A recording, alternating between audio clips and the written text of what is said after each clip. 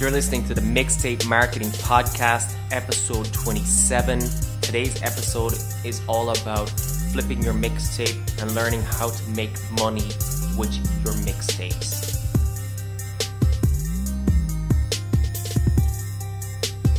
Now, this goes back to a blog post that's popular on my site.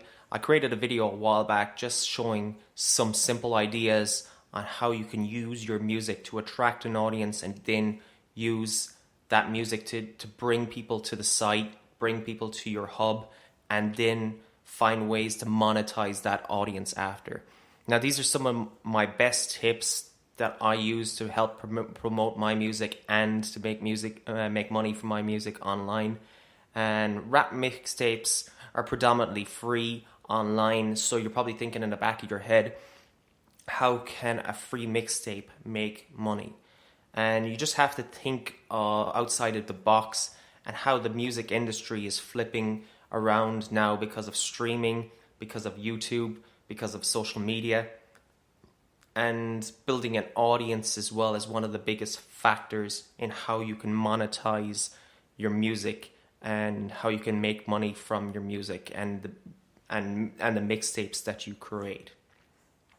Now, just before we dive into some of the ways you can monetize your music, there's two integral factors that you need before you do any of these other steps. First of all is you have to have a website. You need to have that focal point. I've talked about this hundreds of times in nearly every blog post and every video that I make online, every podcast. Website is the most important thing that you can do. It's cheap to make a website these days. You can set up a website with a simple WordPress site. Buy your own domain name, so artist.com. Obviously, you can see my site's called thecorporatethiefbeats.com. That's my hub online. And the reason why I say it's important to make a website is because you have control over it. And I've spoken about having control over your own music career is integral to your success online. And I will just use this myself as an example. When I started off online, I used multiple sites like SoundClick, I used sites like MySpace, and I used sites like Rock Battle. And there's nothing wrong with using those sites. I think they're all to their own. They have certain uses. But at the end of the day, SoundClick belongs to the owners of SoundClick. MySpace belongs to whoever it's belonged to now. And any other site like Facebook is belonging to Mark Zuckerberg and hundreds of shareholders. And they own those sites. You don't own them. And Rock Battle is owned by Alan Brown. When I was on those sites, I promoted my beats, but I was also sending all of my fans to areas where I was competing against other hip-hop beatmakers online. So I thought that I just didn't really need a website. These platforms were giving me what seemed to be like a website for free. At that time, I was a bit scared of coding and I didn't want to learn all that kind of stuff. I was just getting started online. All I wanted to do was make beats. I didn't even want to blog at that time. I just wanted to make beats and put them up and sell them. And for a time there, you could get away with that. But over time, I noticed that these sites changed dramatically. And I had no control over that dramatic changes on these sites. Obviously, MySpace fell off. Facebook became the new popular hub. And all that time I spent on building all those followers on MySpace now are useless, basically. And I don't even have those followers anymore because MySpace has changed like 100 different times. Same went for SoundClick, was an audio site that was popular with beat makers. And then it became too competitive and you had to you were pulled into the advertising kind of model that's on there, that you had to continually promote your music all the time, but you were also competing with higher prices because there were so many beat makers on there, and it they limited you what you could do with that that MySpace or that SoundClick page as well. You could only use Flash coding on there as well, and Flash diminished the minute mobile came in. And even with a SoundClick page, if you look at SoundClick pages on a mobile, they're just terrible. They just don't work with mobile. They still don't work. And I quickly understood that it was time to migrate to a website. And the first website I got wasn't great. It was just a basic website that I could start off with, upload my beats, but I still had control of where I sent everyone. So if I was building social followers on Facebook, MySpace or Twitter or anything at that time, I was funneling all those people back to my site. So I had the opportunity to build an email list, and I had my first taste of blogging. And I won't lie, when I first started blogging, my blogs were terrible. The site design didn't look great. And it took me a while to kind of figure this stuff out. But now that I have that experience of setting up a site, I've created a free course to set up a website in 15 minutes using WordPress. You can get a snazzy design there using my theme shop. And I used WordPress with Bluehost. That shows you exactly how to set up a site. In 15 minutes, you'd get it up, maybe even quicker.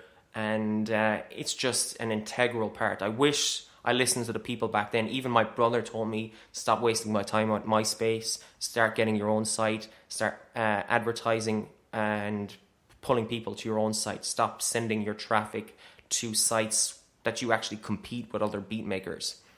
And I see other hip-hop artists doing this with DatPiff and other mixtape websites where they're just sending people to sites they don't own. They're sending people to sites that they don't actually have access to. I don't really use iTunes, and I don't really use Spotify. Most of the time I listen to any music on YouTube. It's just freely available on there, and I listen to music on there. I don't really listen to any of those and people are sending me links on Twitter and Facebook to listen to their music, and I don't have access because I don't have these apps on my phone. And it'd be better if you could just send me to your own website so I can, and then have a SoundCloud player on there, or have your own player on there so I could actually listen to your song. And basically what I'm seeing with hip-hop artists and up-and-coming beatmakers is that they're still using sites that they don't own or control, and these sites can change at the blink of an eye, and you could lose all that effort that you've placed into a site that you don't control or own. So definitely go to my website, go to the courses section, and figure out how to create a site using those tutorials. They're really easy, really simple to follow. They don't take that long. They're about 5 minutes long, and there's 3 or 4 videos showing you exactly how to set up a website. Second thing is something that I talked about in the last episode of the podcast, where I talked about email marketing. I'm not going to go into how to set up an email list now. I've already done that in the last episode. Go back and listen to that, or go and take my free email marketing course on my site, and where I show you 10 different videos on how to set up a newsletter and set up your email list, and the importance of why you need an email list. Obviously, for the same reasons that I just mentioned of a website, or for social reasons, if they change over time, the decline in social reach, etc., this is the importance of an email list. And these are the 2 things that you need to be able to monetize your music. It's just integral that you have your own hub of your website where people can keep your focus on you. And the same thing goes for email, where you're bringing people back into your hub, where you have your music, where you have your merch, etc. And they're just the focal point of the monetization strategies with your music. So once you get them done, you can move on to the other methods of making money with your music. Now, one of the saving graces with the music industry is music licensing. And you can see this with examples from artists like Drake, The Weeknd, Kid Cudi. All of these artists came up using free mixtapes, but they also licensed a lot of their music out to certain TV shows. You could see like with Kid Cudi and The Weeknd were featured in shows like Entourage and How to Make It in America. Drake also had music featured on there. And music licensing can be one of the best incomes in the music industries, and a lot of hip hop artists are turning to this to get a good profit from it, and kind of as a good monetization strategy for their music. Also, you get the second benefit factor for it if you do get a placement on certain. If you get your music out there on ads or on TV or anything like that, you get the actual promotional value of being on there as well. And it can be difficult to do this. It's not the easiest thing. Start with your local radio. See if there's any kind of spots on there. Go to college radio. Usually they're looking for music for to license for advertisements that people want to make. They probably in-house radio people make ads for people for that specific radio station. And they're always like looking for kind of hip-hop music and kind of pop music that can go in the background of those ads. Just make sure that you're signed up to a music rights organization. Obviously, there's ASCAP, BMI, CSAC, and in Ireland there's IMRO. Now, these performance rights organizations will pick up royalties based on where they find your music and where it's registered and where it's been played. Obviously, Sound Exchange is another site that can actually find royalties where your music's been played online. But if you want to find opportunities to get your music licensed on TV, there's sites like Taxi, uLicense, X-Ray Music, Music Dealers, Who's the Hottest Rapper, and I think there's another one there, Modern Beats, and there was one that I used a while back as well called Audio Draft. That was a really cool one. That wasn't really just for TV, that was really for advertisement placements. A lot of companies were actually, computer companies were looking.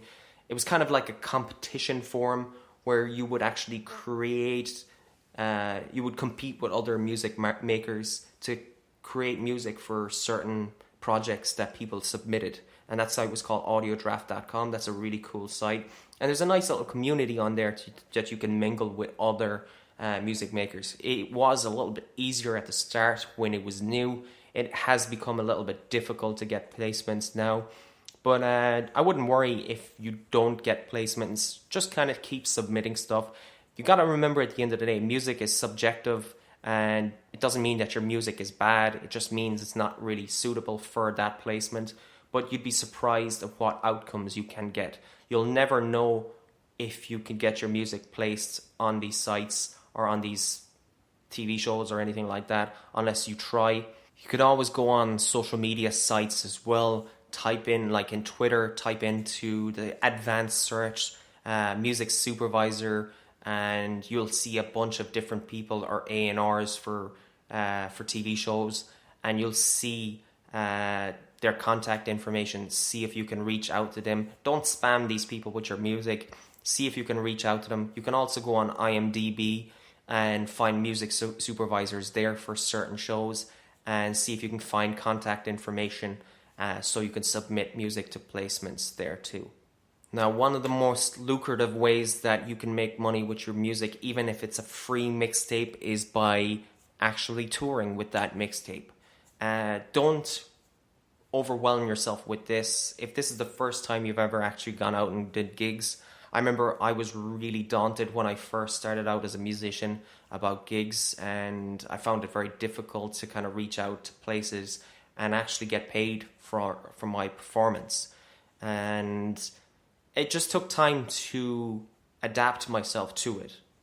It wasn't easy. I was a bit lucky at the time that I knew other bands in my local area that kind of mentored me, and plus I kind of followed them around, kind of stalked some of these people so I knew what I was doing. Because if you don't take the mentorship advice of creating live events like shows and stuff like that, you can get burned. You could end up playing for free, or they just don't actually pay you what they've said they would pay you in the first place. So you really want to make sure that you get the experience from other artists or other musicians before you start creating live events. I would start with reaching out to college radio. A lot of bands that I knew back when I was in college did really well with reaching out to college radio. They got them kind of gigs within college college venues and college events that were on there, and that's a really easy way to start it off. Plus, you'll also find open mic nights there. Usually you'd end up playing for free, but it's a nice way to chuck in your merch and try and plug some kind of things. Maybe you can use an open mic night to promote an event in the future. So if you go to an open mic night, perform, and then at the end of it you might get the chance to plug your own event later. Now, a lot of college events do have specific slots open for different times of the year. Well, I noticed that in Ireland anyway, and they're more inclined to help local artists than to help bigger artists, and it's a nice way to kind of see if you can glide yourself in. I would suggest that if it's your first time doing a live event, see if you can link up with other artists that are releasing a mixtape at the same time, and see if you can do an event together, and see if you guys can kind of share the responsibility of creating a live event, creating your own tour together, and sharing the profits, but also sharing the workload and the responsibility of setting up a live event. You got to think of all the equipment that you'll need. You'll need microphones, stands, a DJ, sound engineer, PA system. These stuff need to be pristine. You need someone to be able to control the sound as well, someone that knows what they're actually doing as well, because you are going to be performing. You can't be both at the same time. It'll end up as a disaster if anything goes wrong, and you'll be ridiculed as a musician then, and it'll probably hinder you from doing a live event again. Obviously, once you've gained that experience, then you can start charging for shows, and it's a great way of building up your email list then as well. So once you're at a live event, you can actually ask people to subscribe to your newsletter, or you could have one of your street team, or if you've got anyone else that's playing with you, to go around with an iPad, get them to subscribe to your newsletter, and you do the same for that next artist that goes up later. Maybe taking part in battle raps and stuff like that is another way of using those live events to plug your website and your newsletter, where you can build your fan base too. It's not about initially making that money from that live event. It's all about building the fan base too. Obviously, if you're continuing to make shows, you have to recoup the money and have to get good at negotiating deals.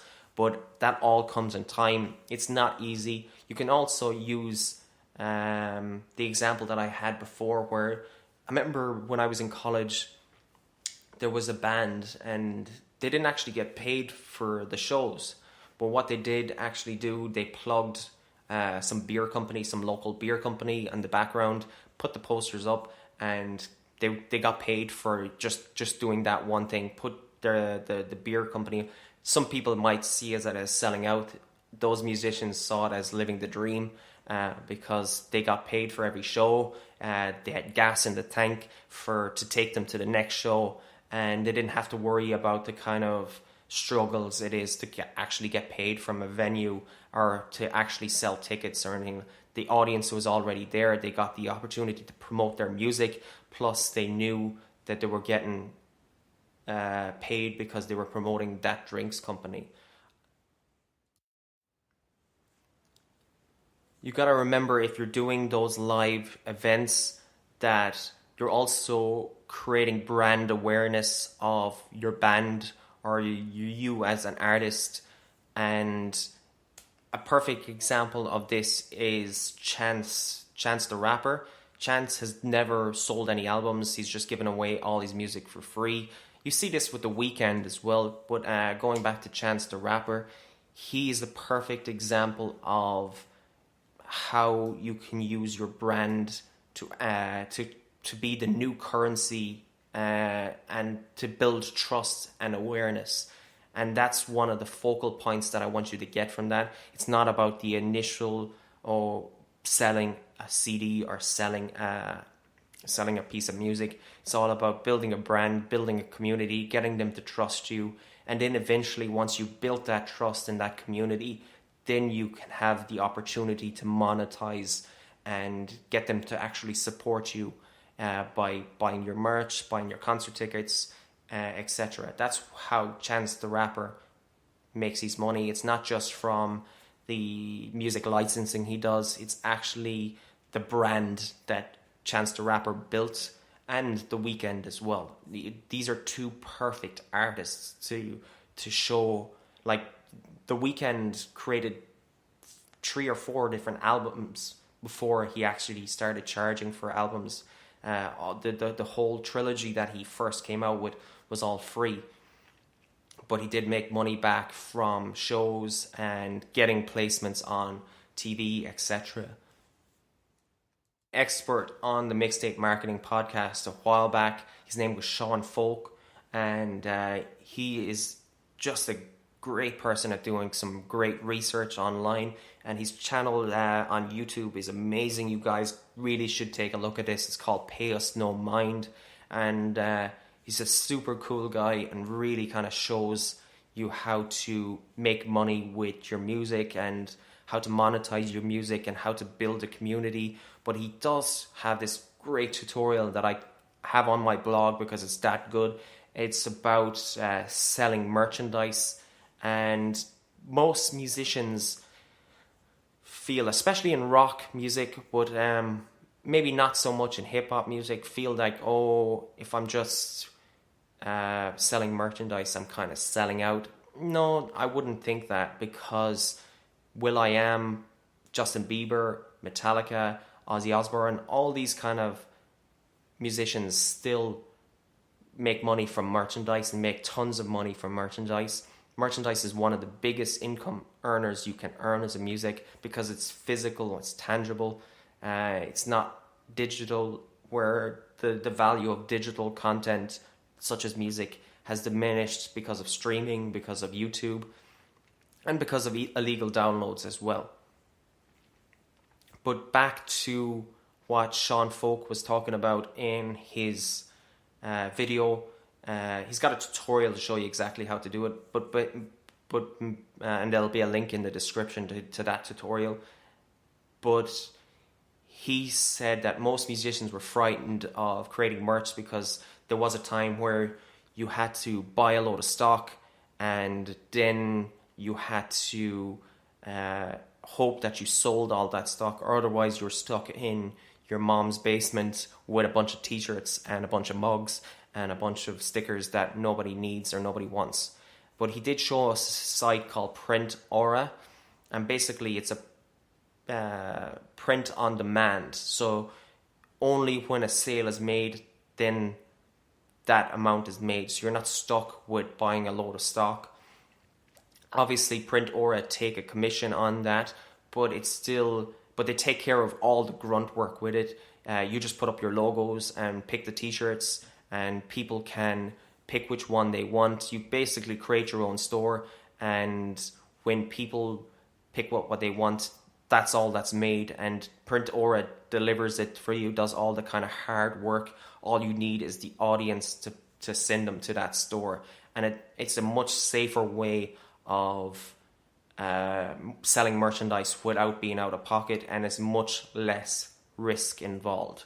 So definitely, please take a look. That's a real gem in this podcast. Take a look at that episode or that tutorial that Sean Foulke has done about PrintAura, and it's just a great way of monetizing your music. Just letting you know, guys, that all the links to anything I've talking about in this episode are in the description of the podcast.